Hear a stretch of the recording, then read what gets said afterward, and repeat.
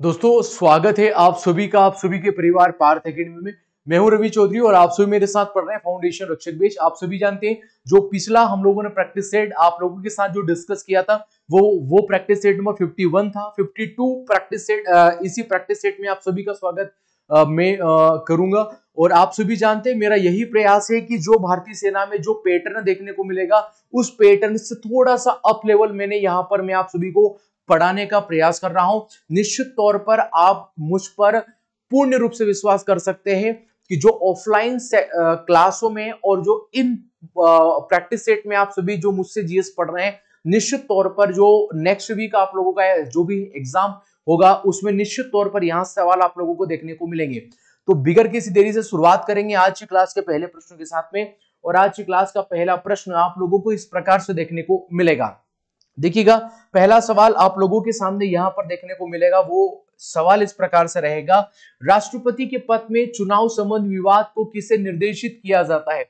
यानी ये आप लोगों को समझना होगा, यदि महामहिम राष्ट्रपति के चुनाव में किसी प्रकार का विवाद डिस्प्यूट खड़ा हो जाता है, यदि भारत के उपराष्ट्रपति है, वाइस प्रेसिडेंट ऑफ इंडिया है, यदि उनके चुनाव में किसी प्रकार का डिस्प्यूट यानी विवाद खड़ा हो जाता है तो अंतिम निर्णय किसका स्वीकार किया जाएगा। ये इस सवाल की मूल रूप से भाषा यहां पर है।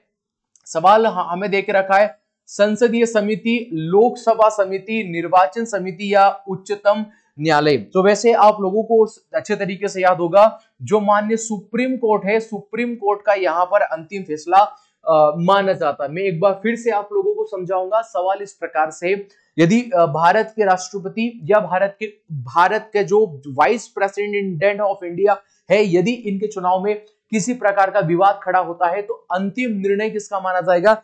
सो यहाँ पर जो डिक्लेयर किया जाता है ये सुप्रीम कोर्ट का माना जाएगा। अब आप लोगों को याद होना चाहिए कहां से माना जाएगा, तो आर्टिकल 71 यदि आप लोगों ने भारतीय संविधान का यदि पढ़ा होगा तो आप लोगों को यह बात समझ में यदि ये आएगी कि यदि मैं यहां पर लिख देता हूं, यदि राष्ट्रपति व उपराष्ट्रपति, राष्ट्रपति व उपराष्ट्रपति होंगे, जो उपराष्ट्रपति के चुनाव में क्या होगा दोस्तों, उपराष्ट्रपति के चुनाव में यदि किसी प्रकार का विवाद खड़ा हुआ, यदि विवाद खड़ा हुआ तो जो या आपका अंतिम जो निर्णायक मत रहेगा वो किसका रहेगा, वो माननीय सुप्रीम कोर्ट का रहेगा। ये हम लोगों को पहले ही आर्टिकल 71 में यहां पर देखने को जो देखने को मिलता है। अब हमें सरकार की प्रमुख समितियों पर चर्चा करना है, मोस्ट इंपॉर्टेंट है। ऑफलाइन में आज ही मैंने आप लोगों को पढ़ाया था, आप लोगों को याद होना चाहिए। यहां पर जिस प्रकार से संसदीय समिति, लोकलेखा समिति या निर्वाचन आयोग के बारे में देखने को मिलेगा, ये समितियां आप लोगों को याद होना चाहिए। जैसे यदि आप लोगों से सवाल पूछ लेगा कि जो प्रोक्लन समिति होती है ये संसद के अंदर होती है, तो सवाल पूछ लेगा जो प्रोक्लन समिति होगी, इसी प्रोक्लन समिति के टोटल सदस्य यहाँ पर होते कितने हैं, तो जवाब हो जाएगा 30 सदस्य होते हैं। और ये जो प्रोक्लन समिति में भारतीय संविधान में जो हम लोगों को प्रोक्लन समिति देखने को मिलती है, इसी प्रोक्लन समिति में 30 सदस्य होते हैं। और ये 30 का ही जो चुनाव होता है यहाँ पर लोकसभा से किया जाता है। कहां से किया जाता है, ये 30 ही लोकसभा से चुनकर आते हैं, आप लोगों को याद होना चाहिए।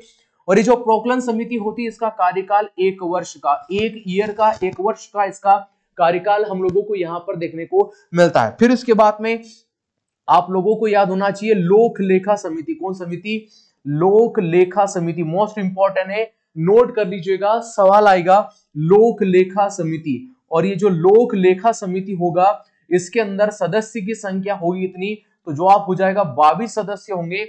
और इन 22 सदस्य में से जो 15 सदस्य रहेंगे वो लोकसभा से चुनकर आएंगे, और जो 7 सदस्य रहेंगे वो राज्यसभा से यहाँ पर चुनकर आएंगे। तो ये आप लोगों को यहाँ पर याद होना चाहिएगा। और एक यहाँ पर जो शामिल होगी, फिर इसका नाम होगा सरकारी उपक्रम समिति। सरकारी उपक्रम समिति आप लोगों को याद होना चाहिएगा।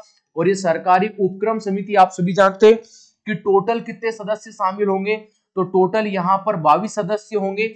और इन 22 सदस्य में से जो 15 सदस्य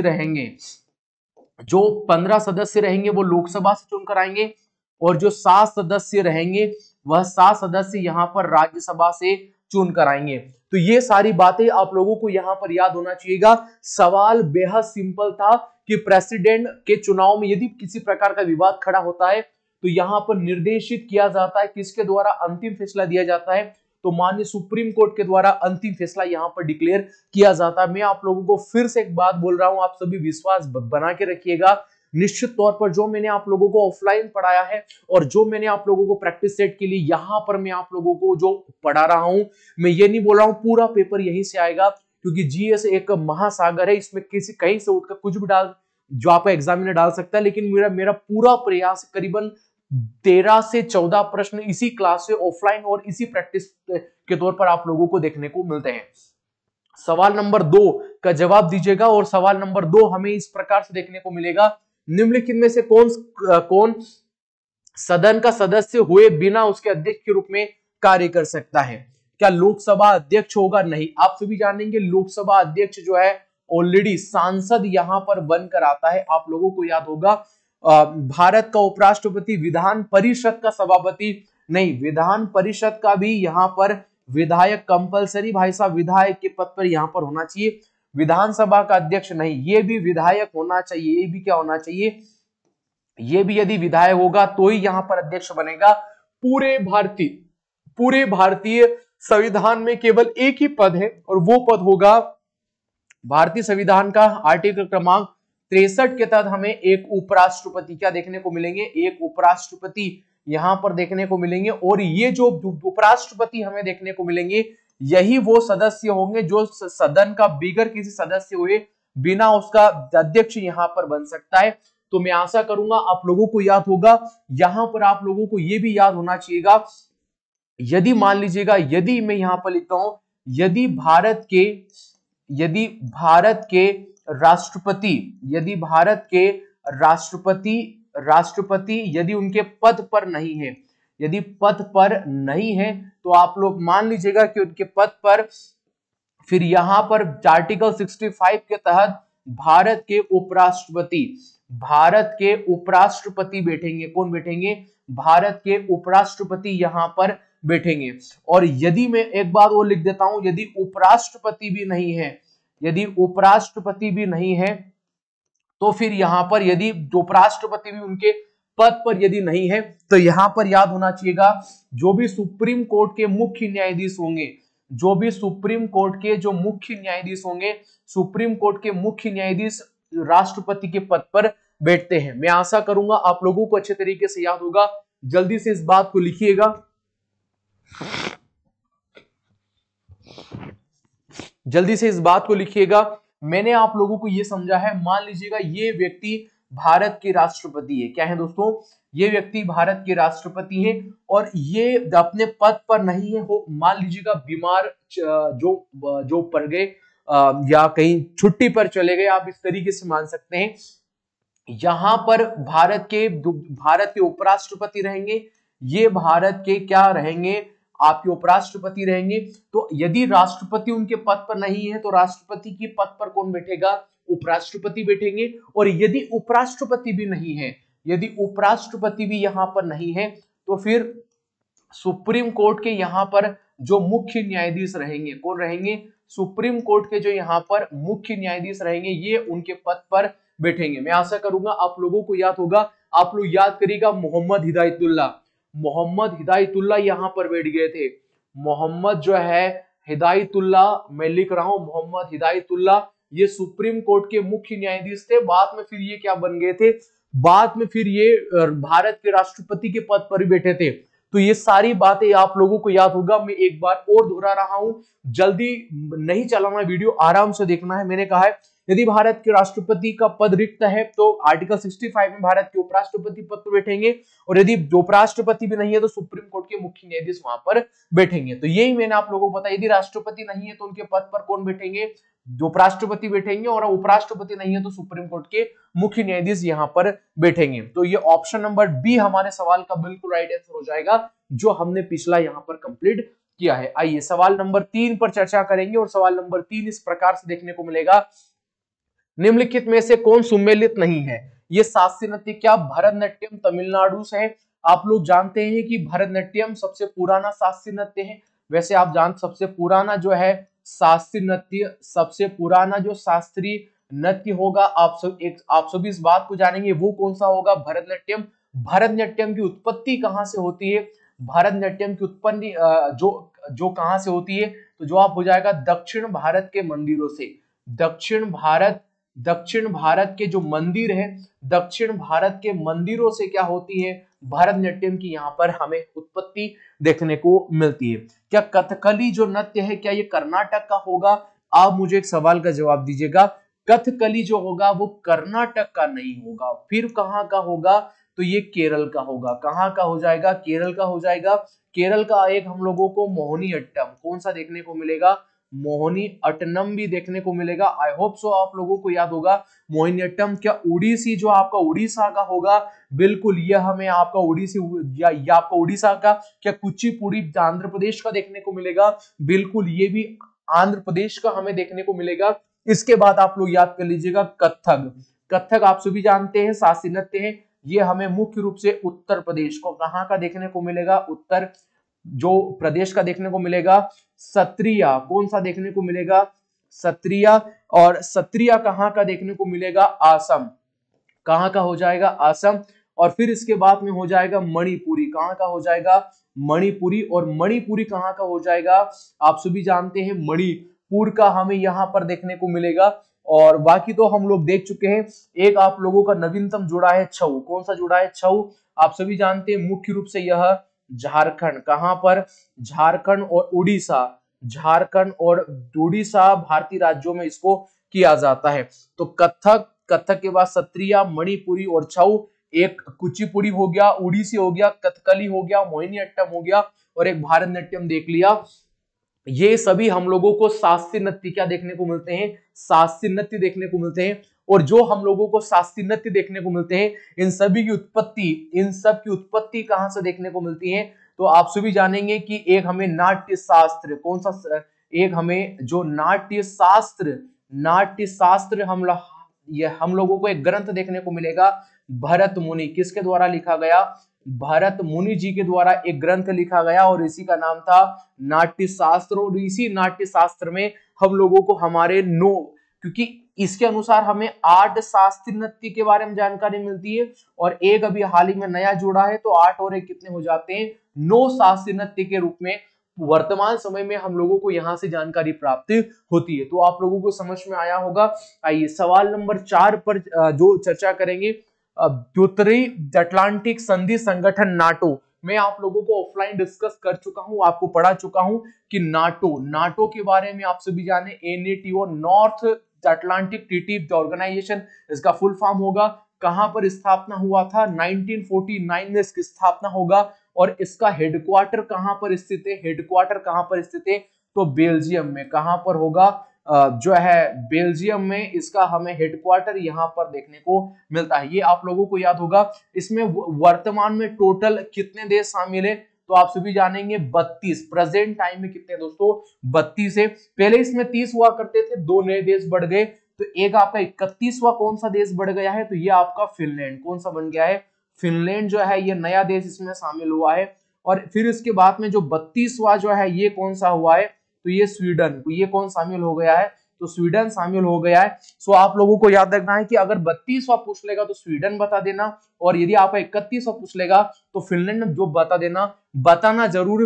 ब्रुसेल्स बेल्जियम में इसका मुख्यालय हम लोगों को यहाँ पर देखने को मिलता है। चलिएगा सवाल नंबर 5 पर चर्चा करेंगे। 2025 में भारत के गणतंत्र दिवस समारोह में मुख्य अतिथि कौन थे? तो ये 2025 की पूछ रहा है, 2025 की पूछ रहा है। और आप लोगों को पता होगा 2025 में कौन थे? तो प्रबावो। कौन थे दोस्तों? प्रबावो थे। ये कौन थे? तो यहाँ पे इंडोनेशिया के राष्ट्रपति कौन थे? इंडोनेशिया। आप लोगों को याद होना चाहिए कि यहाँ पर इंडोनेशिया के क्या थे दोस्तों? ये राष्ट्रपति। आप लोगों को याद होगा कि इंडोनेशिया के राष्ट्रपति यहाँ पर हुआ करते थे। 2024 में कौन थे? तो यहाँ पर फ्रांस के राष्ट्रपति मैक्रो, सॉरी ये फेक्रो मैं लिख रहा हूं। सो यहाँ पर मैक्रो का नाम अगर आप लोग याद कर सकते हैं तो बहुत बढ़िया रहेगा। मैक्रो क्या हो जाएगा? मैक्रो हो जाएगा। ये आप लोगों को याद होना चाहिए। अब 2025 में सर्वश्रेष्ठ झांकी, याद कर लेना, सर्वश्रेष्ठ जो है झांकी का दर्जा किसको मिला था? आप सभी जानते हैं जो कर्तव्य पद है वहां से झांकियां निकलती है। सर्वश्रेष्ठ झांकी का दर्जा जो मिला था यहाँ पर उत्तर प्रदेश की झांकी, कौन सी झांकी को? उत्तर प्रदेश की झांकी को। और ये आप लोग जानते होंगे जो महाकुंभ की झांकी, जो महाकुंभ की जो झांकी बनाई थी इसको दर्जा मिला था। अब ऑप्शन में यहाँ पर मुझे कहीं नहीं, कभी नहीं यहाँ पर देखने को नहीं मिलता है कौन थे। सो ये चारों ऑप्शन गलत है। ऑप्शन नंबर डी आप लोग डाल सकते हैं, इंडोनेशिया के राष्ट्रपति कौन होंगे? इंडोनेशिया, मैं यहाँ पर लिख देता हूं, यहाँ पर इंडोनेशिया के जो है राष्ट्रपति यहाँ पर होंगे। सो आप लोगों को यहाँ पर समझ में आ जाएगा, ठीक है, मैंने वहां पर लिख दिया है, आप लोगों को समझ में आ जाएगा। सवाल नंबर 6 पर चर्चा करेंगे। मोस्ट इंपॉर्टेंट सवाल आप लोग अपने नोट्स बुक में डाल सकते हैं, वेरी वेरी मोस्ट इंपॉर्टेंट। सांसद आदर्श ग्राम योजना के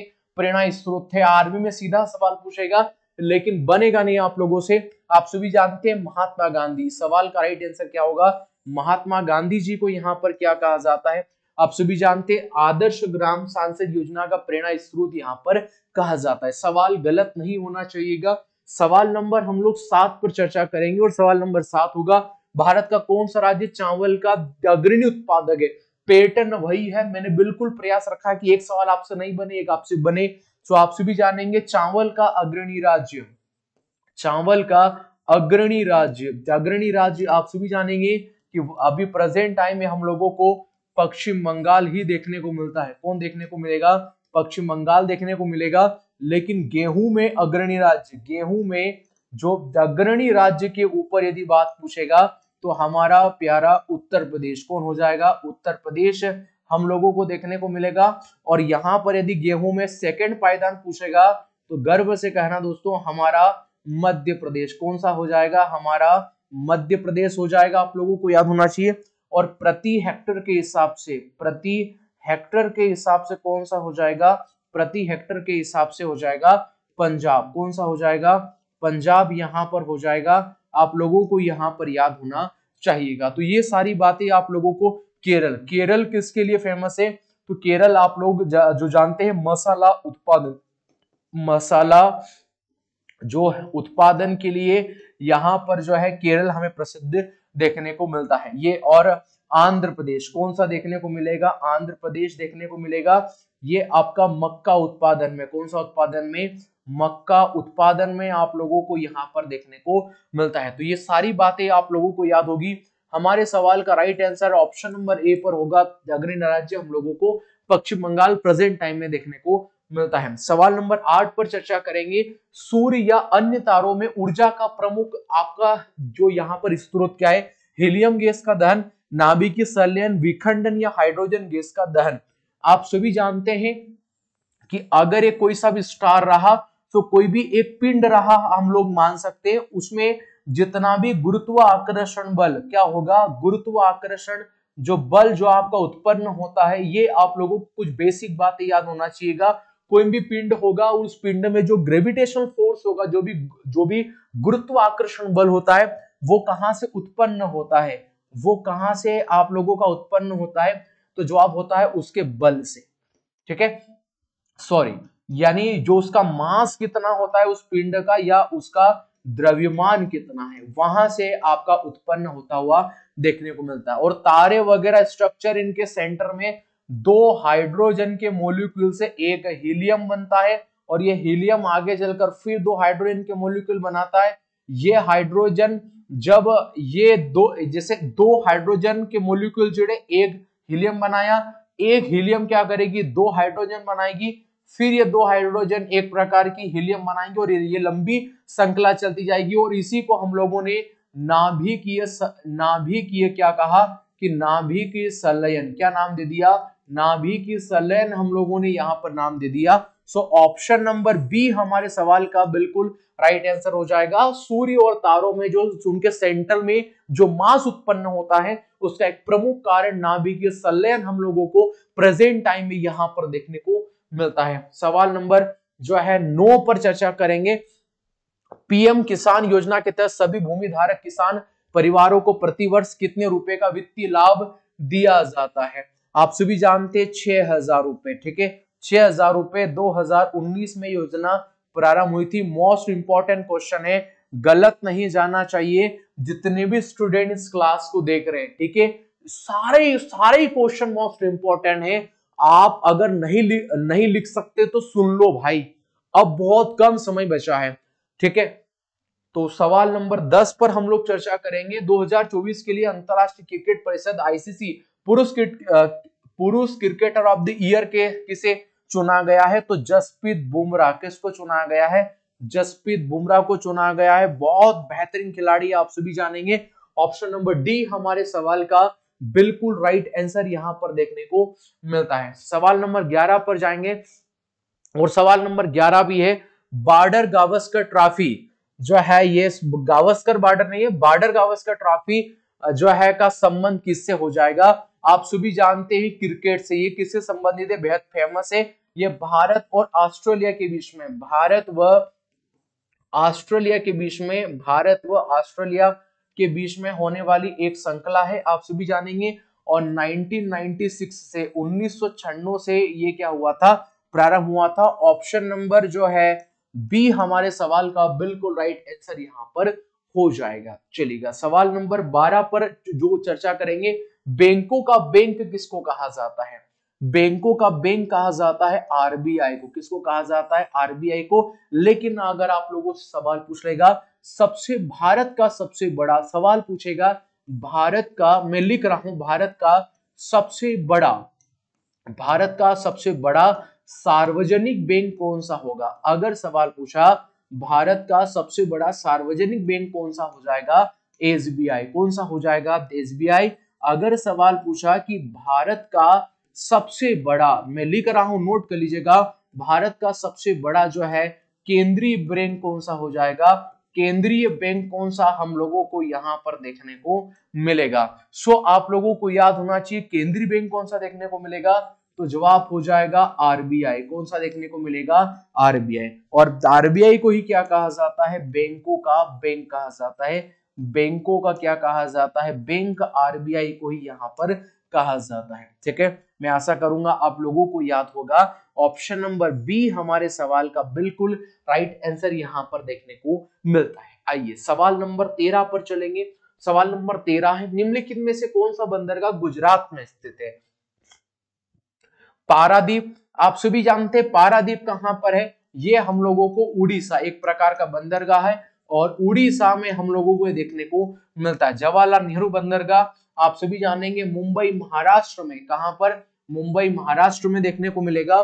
कांडला बंदरगाह ये भी हम लोगों को गुजरात में। ये कहां देखने को मिलेगा? ये गुजरात में हम लोगों को यहां पर देखने को मिलता है। विशाखापट्टनम बंदरगाह, सो ये हम लोगों को आंध्र प्रदेश, कहां पर होगा? ये आंध्र प्रदेश में हम लोगों को यहां पर देखने को मिलता है, ठीक है। सो मैं आशा करूंगा आप लोगों को याद होगा। ऑप्शन नंबर सी पर जाऊंगा, जो है मेरे सवाल का बिल्कुल राइट आंसर यहां पर देखने को मिलेगा। सवाल नंबर 14 में रिपीट लेकर आया हूं क्योंकि मैं जानता हूं अगर आप लोग अच्छे तरीके से पढ़ाई कर रहे हो तो आप इस सवाल का जवाब दोगे। वर्तमान भारत के शिक्षा मंत्री कौन है? No doubt Dharmendra Pradhan. कौन होंगे? नो डाउट धर्मेंद्र प्रधान होंगे।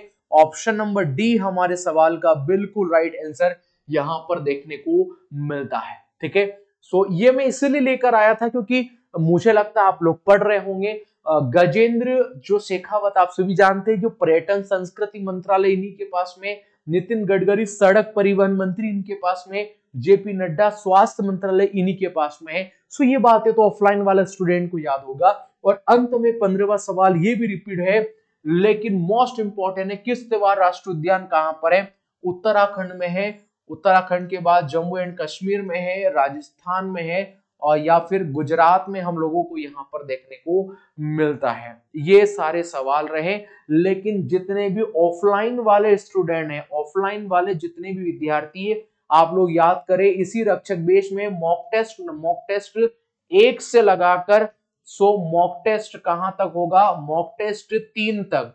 मॉक टेस्ट 1 से लगाकर मॉक टेस्ट 3 तक जो आर्मी बेस जो है, चाहे वो मॉर्निंग वाली बेच हो, उसका भी टेस्ट रहेगा। मैं आपको बता रहा हूं और जो आफ्टरनून वाली बेच थी और जो फिर जो है मॉर्निंग में हो गई थी उसका भी रहेगा। दोनों मॉर्निंग बैच का जो है लेक्चर जो है टेस्ट रहेगा, और जो अभी आफ्टरनून जो बैच स्टार्ट हुई है, सो ये आफ्टरनून का भी मॉक टेस्ट रहेगा।